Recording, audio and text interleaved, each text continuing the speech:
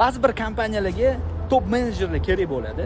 Juda ham ko'p. 10 ta, 20 talab, 100 talab vakansiyalar shunda bo'sh yotadi va top menejerlarning o'zi ishsiz yurganlar ham juda ham ko'p. Nega bir-biri bilan ular hech qovushib ketmaydi? Nima deganda, tadbirkorlar, top menejerlar ko'proq bera olishi, ya'ni tadbirkorga aytaylik savdosini o'stirish, o'zini biznesidek ko'rmaydi. Bu birinchi xatosi. Biznes egalarini esa top menejerdan kutayotgan ajidaniyasini birdaniga oldindan kelisha olishmaydi. Bu hamma narsani biladi deb hamma narsani osiladi top menejeriga. Top menejer hamma narsa ish qila olmagandan ular bir-biridan sulh, bir-biri bilan kelisha olishmaydi.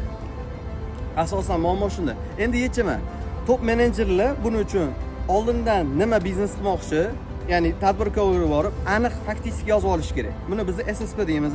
Moliyasi, marketingi, sotuvi, produkt va HR qanaqada olib borish kerak. Bir oyligi qanchada raqamlarda tushib chiqish kerak va o'sha bo'yicha komandasiga buyruq qo'ya olish kerak. Biznes egasi tadbir top menejerdan o'sha narsani o'zi yozib ko'rsata olish kerak. Raqamlarda gaplashmagandan keyin asosan ikkalasi konflikt, ya'ni muammo chiqishadi. O'shani bir-biriga oldindan yozib, mana shuncha menga aytaylik, menga 200 lit kerak deb marketing bo'limiga topshirib bo'lmaydi. Menga mana shu produktni aytaylik, texnomartni ko'rsating.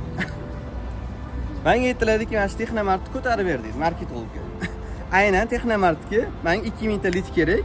Men 2000 ta litda 100 tasi prodaja bo'lishi kerak deb aniq konkretni aytilmaydi. O'shaning uchun top menejerlar bilganini qiladi, biznes egasi ham bundan qoniqmaydi. Muammo shu yerda. Ya'ni raqamlarda gaplashib olishsa, bir-biri bilan zo'r kelishadi.